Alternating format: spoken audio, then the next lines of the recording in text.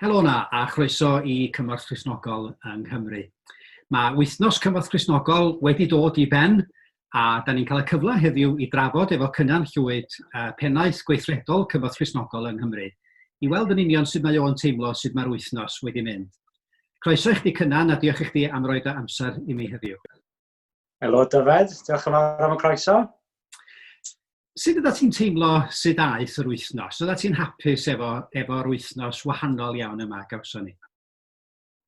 Wel, wrth gwrs, uchafbwynt calendar Cymorth Cristnogol yw wythnos Cymorth Cristnogol. So, dathliad yw'r wythnos o pwy ydyn ni fel mudiad, yr hyn i'n ei gredu, yr hyn i'n ei wneud, a mae'n dathliad o'r mudiad a'n cefnogwyr ni yn dod at ei gilydd a cael wythnos o weithgareddau yn dathlu ein ffydd ni a rhoi ein ffydd ni ar waith.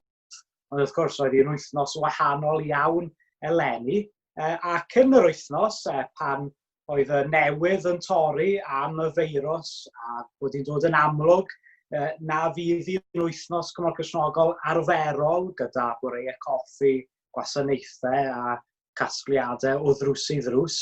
Rhaid bod yn onest, o'n i yn reit nerfus, ond dwi'n hapus iawn wrth fy modd efo sut ath yr wythnos. Mae ymateb y cefnogwyr wedi bod mor hael, mor egniol fel o'n i'n disgwyl, wrth gwrs. A mae sut mae'r capeli a'r eglwysi anegolion wedi ymateb i'r sefyllfa wedi bod yn ysbrydoledig a dweud y gwir, a parodrwydd y cefnogwyr ni i ddal i gefnogi yr achos a dal i roi wedi bod yn hyfryd i cael gweld. A be fysa ti'n dweud oedd llwyddiant mawr yr wythnos? Be oedd yr uchafbwyntiau i chdi?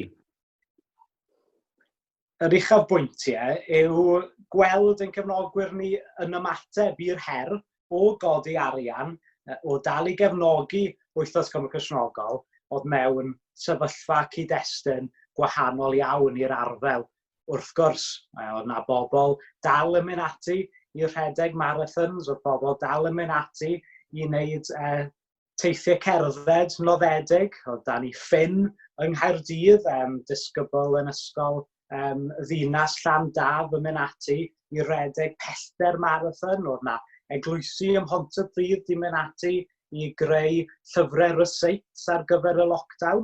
A dyna oedd yr uchafbwynt, cael gweld cefnogwyr ni yn ymateb. Ond un digwyddiad falle oedd yn sefyll allan i fi, oedd y quiz gafon ni yn nos yr wythnos. Cael gweld cefnogwyr a eglwysi yn dod at ein gilydd gyda ni y staff a Rhys Llwyd o Garsalem Gaernarfon, quiz feistr, a cael cyfle i fod yng nghwmni ein gilydd, tu nôl i sgrin wrth gwrs, a cael mwynhau y quiz a cael cyfle wrth gwrs i godi arian yr un pryd. Felly, be da ni wedi ddysgu oddi wrth yr wythnos yma a gorfod newid pethau mor sylweddol a symud ti ar-lein? Be di'r gwersi da ni wedi ddysgu y gallan ni adeiladu arnyn nhw ar gyfer y dyfodol?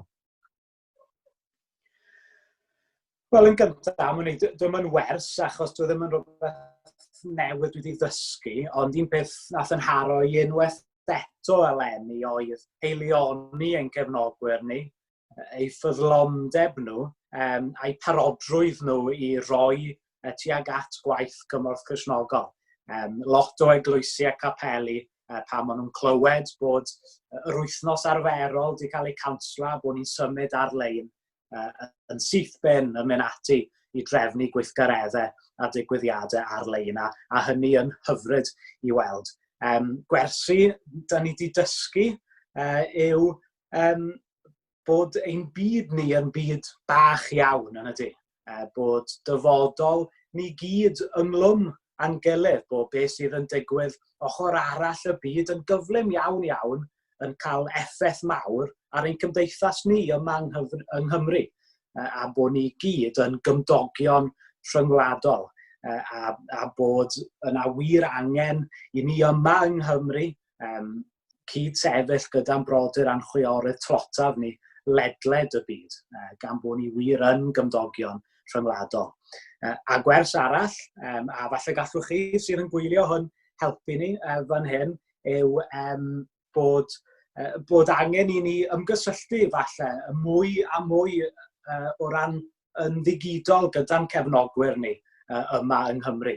Felly os ych chi'n gwylio hwn yn gapel yn eglwys neu'n unigolyn sydd yn cefnogi, neu sy'n moyn canfod mwy am gwaith Cymorth Cristnogol, cysylltwch â ni, achos, wel, o leia am y misoedd nesaf, yn ddigidol fyddwn ni yn cymdeithasu a cysylltu gyda'n gilydd, felly cadwch mewn gysylltiad. Ia, mae hwnna'n negas pwysig iawn bod ni'n clywed gan yn cefnogwyr yn ddigidol, hynny ag y gallwn ni yn y cyfnod yma, yn arbennig ac i'r dyfodol hefyd.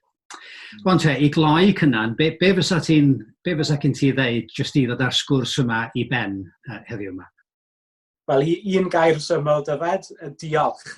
Diolch i chi gefnogwyr am eich gwaith chi yn ystod yr wythnos sydd wedi bod.